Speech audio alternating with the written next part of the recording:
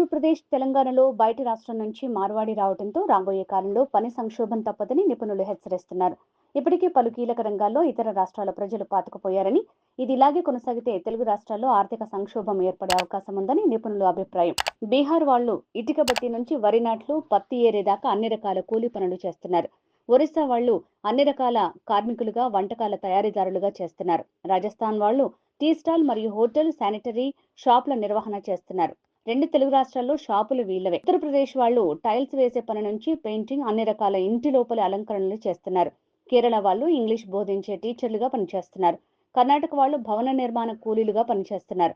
ఇలా ఇతర రాష్ట్రాల నుంచి ఇక్కడికి వచ్చి ఎంతో మంది ఉపాధి పొందుతున్నారు.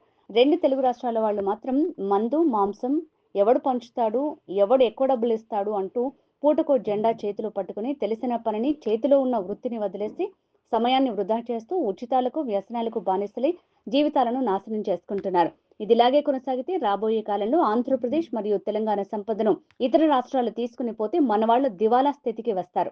వారు పనిచేసే అలవాటు, వర్క్ కల్చర్ కూడా మర్చిపోతారు. ఆ తర్వాత పని చేస్తామన్నా ఎవరు పనివని పరిస్థితి వస్తుంది. ఇది రాబోయే కాలంలో ఏపీ, తెలంగాణలో పనిచేసే వారిని సంక్షోభ స్థితికి నెట్టివేస్తుందని నిపుణులు ఆందోళన వ్యక్తం చేస్తున్నారు.